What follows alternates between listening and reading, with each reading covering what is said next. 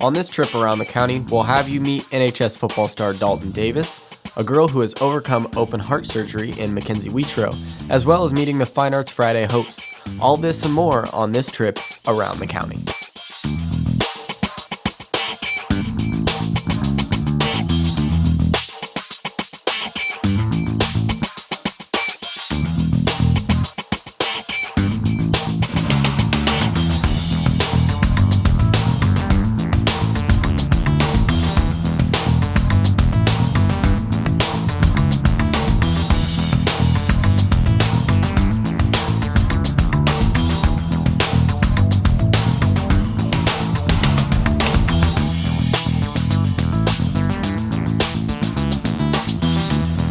Around the County. I'm Emily. And I'm Victoria. On Around the County, we take you to places you may have never been and introduce you to people you might not know. To start things off today, have you ever wanted to transform yourself into your favorite movie or TV show character?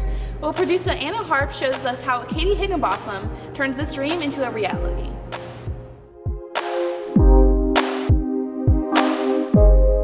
It's Katie Higginbotham. I'm 18 years old, senior at Noblesville High School, and I'm a cosplayer.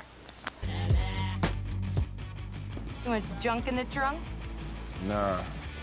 Every time I put this on, somebody dies. Good. Something tells me a whole lot of people are about to die. You may think of the Suicide Squad character Harley Quinn as a humorous fictional cast member, but NHS senior Katie Higginbotham brings this exotic star to life. Really, like if you see around my room, I have like all these random little Harley things going on. She's my favorite character to cosplay, and she's the one that I do the most of. And like also kind of my current character, so that's definitely how I take. Although Harley Quinn is Katie's most recognizable outfit, she has an even wider range of alter egos.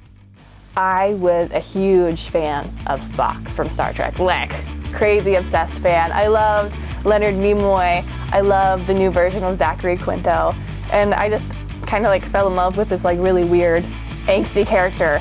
And that kind of inspired me to start cosplaying down the Star Trek path. The outfits are a very small part of the preparation for a Comic-Con event. The makeup and hair play the biggest roles in achieving a desired look. I got into it because it just was so interesting to me, and there was like something a lot of fun and thrilling about like finding little parts of your costume and like, you know, creating things. I've been working on my baseball bat for Harley, and that's one that I actually had to paint by hand because I couldn't find any like wooden bats, so I had to kind of like improvise and make my own stuff. And it's definitely a release, honestly. It's like a way to have fun and like let go, and it's been like a huge, you know, stress relief for me getting into this kind of thing. I didn't mind so much just being like, oh, like I'll just throw on whatever, and now sometimes I'm almost like, oh, like I can't wear this unless it's absolutely perfect to me. I have definitely gotten more aware of the little details and trying to, you know, mimic things to make it a little closer to how the character or the person was. Katie is not the only cosplay fanatic in her family. Her dad enjoys attending and, of course, dressing up for Renaissance fairs. And she's very good at putting her pieces together and a lot of detail. You know, we try to, we tend to put a lot of effort into our costumes, and so it's always a lot of fun, but oh, there's no doubt. She gets things and gets those costumes put together, and then it's time to try and catch up with her and put one together too. The Comic-Con's kind of new for us.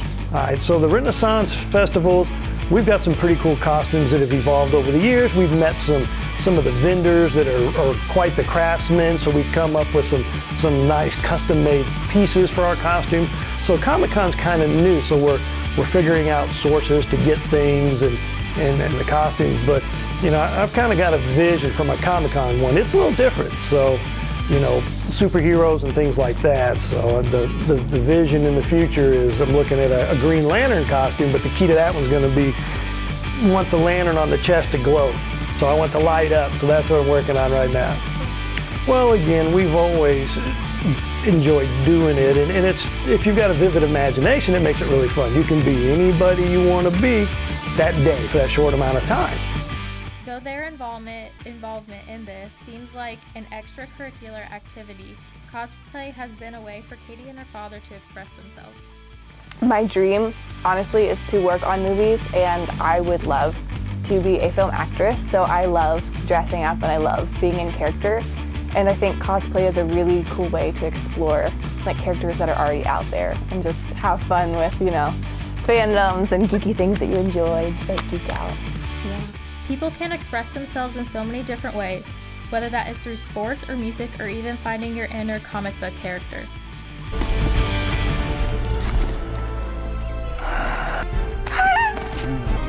Let's go home.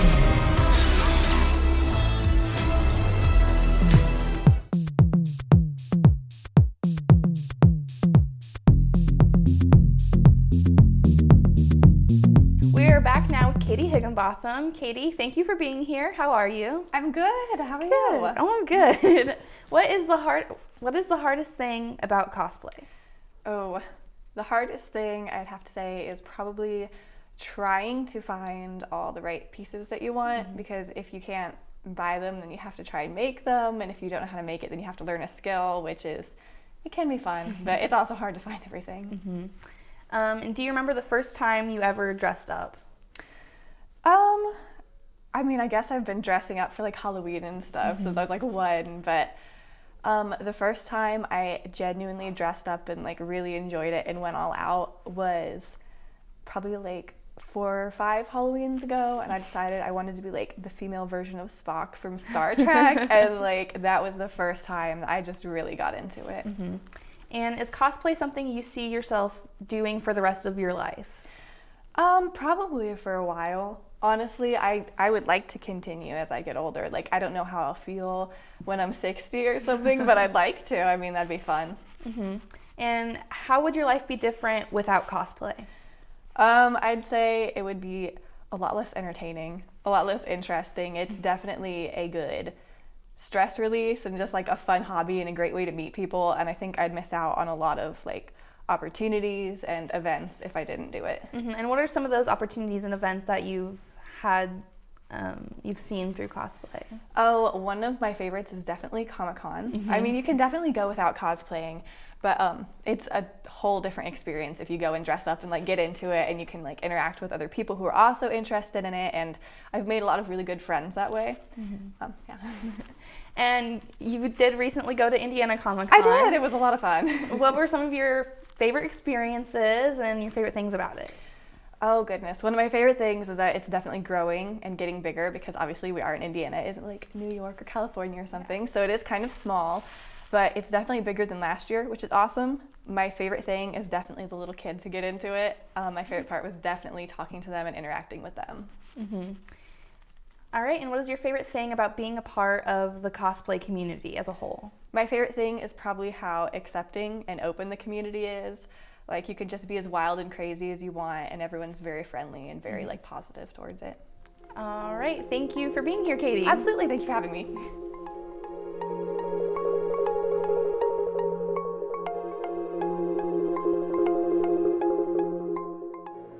Persevering through high school is hard enough, but Mackenzie Wettrow has to persevere with a heart disease. Producer Victoria Ratliff takes you inside Mackenzie's life.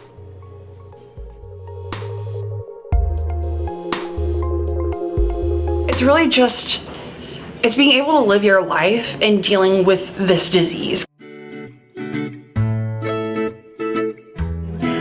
I'm Mackenzie Wettrow, and I am a senior this year. So I've had 3 open heart surgeries. In 6th grade, I had a spontaneous rupture of my mitral valve, which basically the valve just stopped working, and so all the blood and fluid was backing up into my lungs. So that led to my first surgery, where they repaired the valve. 2 months later, the repair failed, and they went and they put in a felt platelet to keep the little tendonae connected to the wall of the heart. And then about 4 years after that, we found out that the level of scarring in my valve was 2 times what it should be in the normal person. And then about 2 to 4 months later, I started showing symptoms, and they scheduled my surgery to do a full valve replacement of my mitral valve. After having open heart surgery, you don't get cleared for 6 weeks. So basically you do nothing. and you kind of just sit at home and let your heart heal and your sternum heal. After that, you are able to start doing activities to what you feel you're able to. At about 7 weeks, I started going to the gym and trying to get in at least a mile every day with my sister, and now I run over half a mile almost every day that I go to the gym, and do a lot of cardio workouts just to really maintain my cardiovascular health. Last year I led the show choir behind the stage, everything that goes on behind the scenes, and I also performed with singers. I also did speech last year and this year with show choir. It was very hard because trying to stay in the physical fitness that you need to be with that. With speech, it's basically every Saturday you're up like at 4:30 a.m., get to the school by like 6 most mornings. So that's very taxing on the body just in general. We can't do some of the things that we used to like before surgery because she was always like restricted in what she could do. It's basically do what you feel comfortable doing, and if I don't feel comfortable doing something, then I can just stop. Before surgery, she pretty much stayed in her room all day, and she got pretty tired after we would do just certain activities.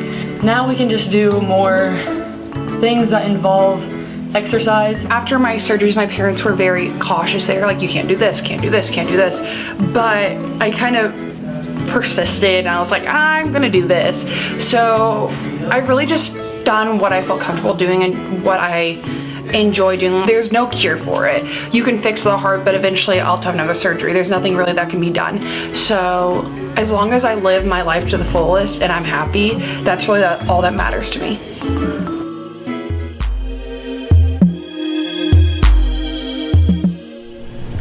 Step under the lights of Friday Night Football at Noblesville High School. Producer Ben Herron takes you into the life of star athlete Dalton Davis.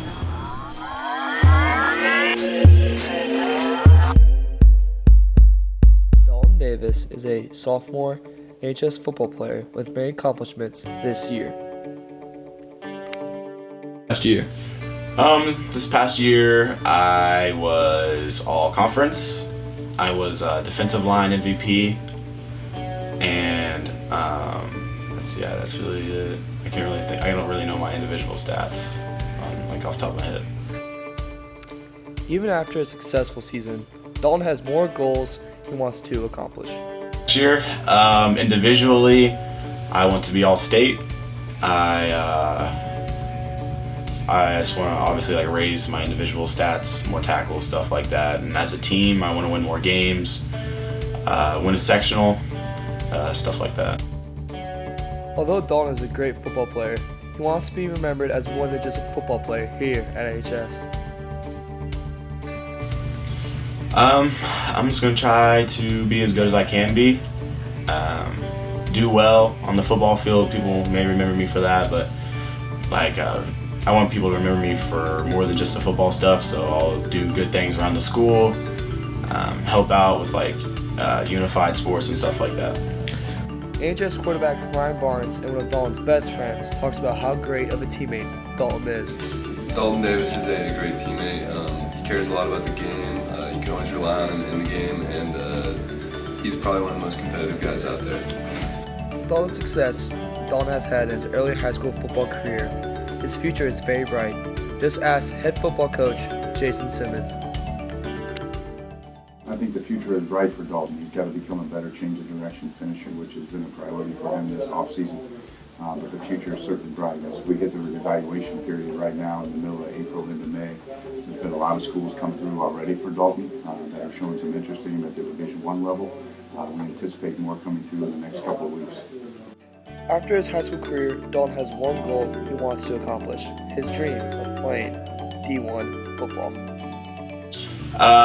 For my future, as you can probably see by this behind me, I love Ohio State. That's where I love to go for college and play football there. If that doesn't happen, I just really want to go to a D1 football school, play football there, excel, do what I can, and just really see what happens after that.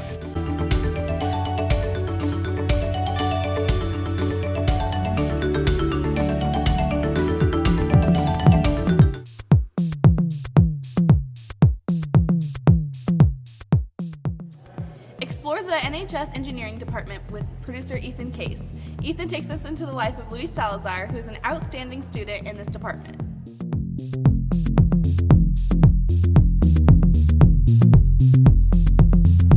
The engineering program at NHS has quite a large mass of students, but none stand out like Luis Salazar. Yep. Alright. So when did you start engineering? I started engineering 8th grade when I first moved here from South Bend. We had an engineering class in middle school, and then after that I just pursued it. It came easy to me, the creativity, the designing, just being able to put my own stuff on the computer and actually make it. To design the whole process behind designing the football nameplates for their lockers was Mr. Wiseman told us about it after the football coaches talked to him about it, and they wanted us to go talk to them. So we went to talk to them. We drew up ideas. They chose the idea they liked the best after they told us what they wanted, and then we came back, drew it up on the computer, got a model made up, and then took it to them. They liked it, and we just made a whole bunch with every one thing. Luke Wiseman tells us what Luis has done for the engineering program and what he's done for the school. All of the awards or signs that we make for the football team, basketball team, the students go down, they talk to the coach, get some ideas for what they want. They design something in CAD or Illustrator. We cut out a couple samples, show them the samples. If they like them, we run them as is. If not, usually they want to make a few changes. The football signs turned out really well, and then we let the kids have those at the end of the year. We do some special projects, just like yesterday we had the Mr. Noblesville. We had to make all the plaques, the keychains, all the prizes for it basically. Salazar responds to people calling him the leader of the engineering room. I can understand why he calls me the leader of the engineering department or class, because every project that is requested will come to me, talk to me about it first, how we want to do it, when we want to do it. And then he'll have me go talk to the teachers to see how they want it done and what they want done. And basically he'd make me the lead developer or designer for each project. I definitely agree with that. He takes charge of a lot of projects, and when we have a deadline to meet, he'll be the guy to do it. So I think, like I said, he leads the classroom, so I think he's probably one of our better engineers in that class. He knows how to use the program pretty well. Wiseman tells us what the future may hold for Luis.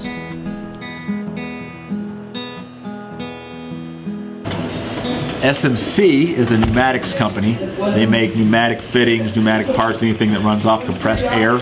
As far as what he'll be doing there, he's going to get the benefit of working with professionals in each one of the different departments. All the kids that have ever done an internship at SMC have always liked it and had good things to say about it. Some of our former students are actually working there now, I know that. One of Salazar's favorite hobbies includes weightlifting, which he fell in love with years ago. My older brother, he used to take us to the gym when I was about 10. He used to take me all the time, and then after that, I just gave it up. And then once we moved here, we found a really nice gym, and then I've just stuck to it since. How did that? Weightlifting is Olympic lifts, so just like weightlifting is for Olympics, just those two lifts. And then powerlifting is squat, bench, and deadlift. And I do a little bit of all. Only thing I haven't done is strongman, which is all the car pulling stuff.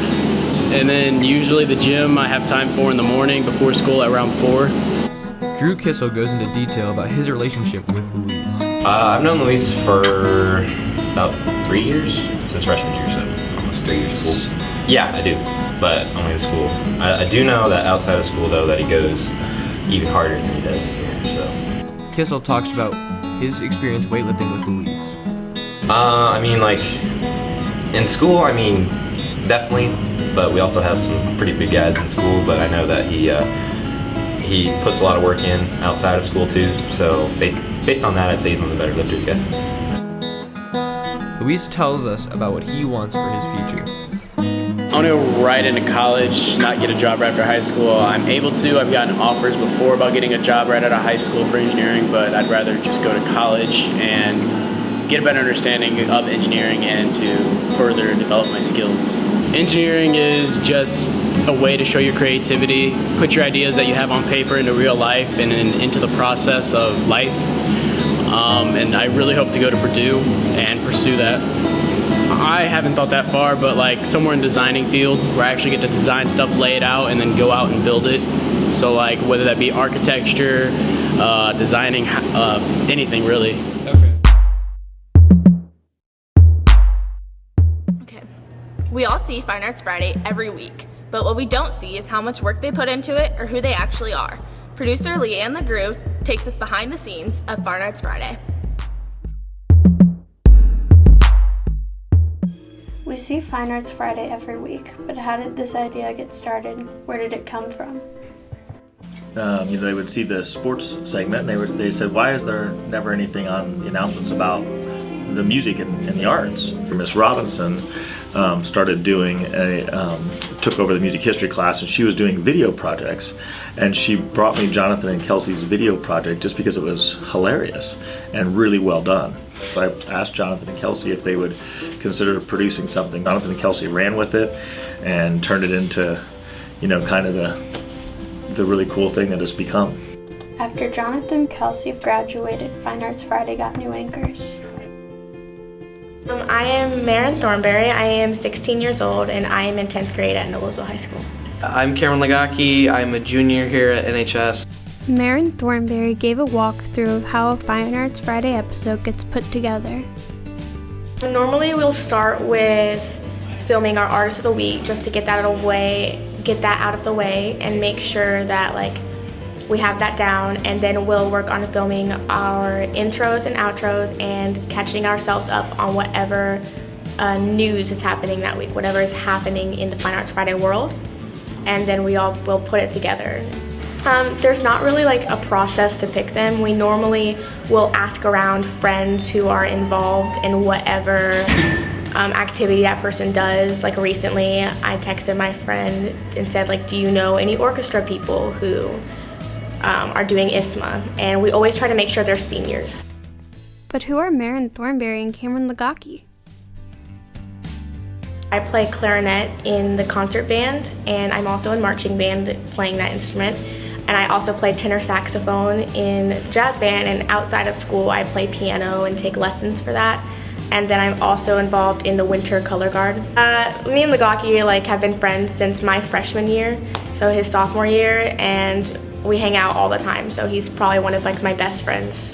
The majority of my fine arts experience is with band and jazz band. I have not taken a single arts class at the school, but I do enjoy doing artsy activities. However, arts are not the only thing that Cameron Legacki does. Well, not the traditional arts at least.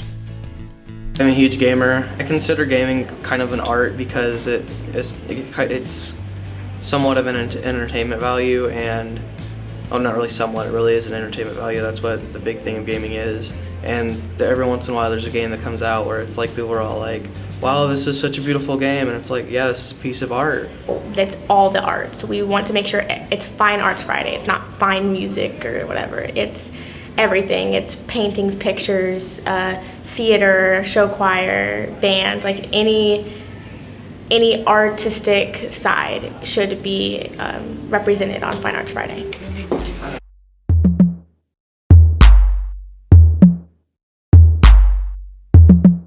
For most people, playing the guitar is just a hobby, but for this talented NHS student, he's taking it to the next level. Producer Grant Yoder takes us into the life of Nick Kincaid.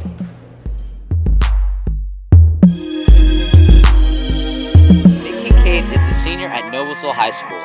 His passion is guitar, but what makes him special is he's only been playing guitar for 1 year, and he's truly spectacular. So let's give him a listen.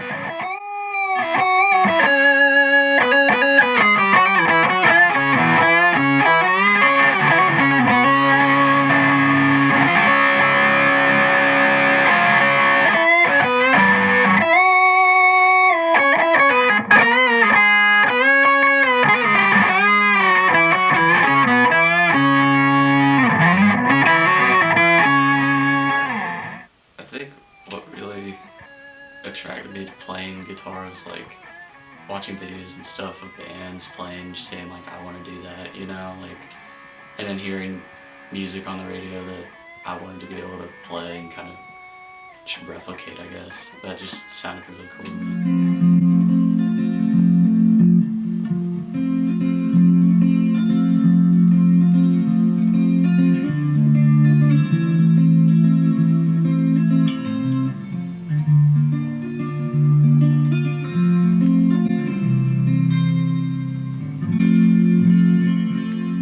Who were some of the main people you wanted to replicate?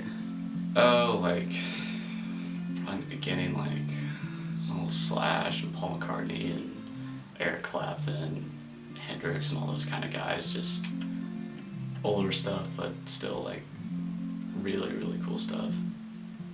And what do you think the future holds for your guitar playing? I don't know, we'll see. I mean, just keep on jamming. Do you have any dreams when it comes to playing guitar? I don't know, I mean, to be able to play professionally would be really fun, just, you know, being able to do what I love to do and get paid for it sounds like a dream.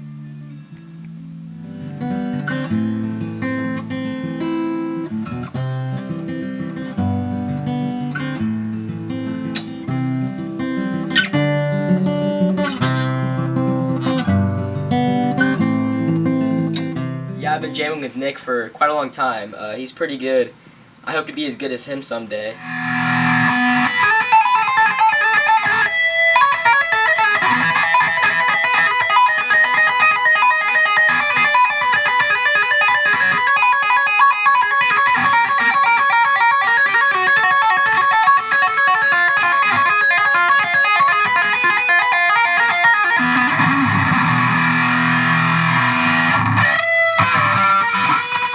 Now you've gotten a little taste of what Nick Kincaid can do on the guitar. Now keep an ear out for him in the future.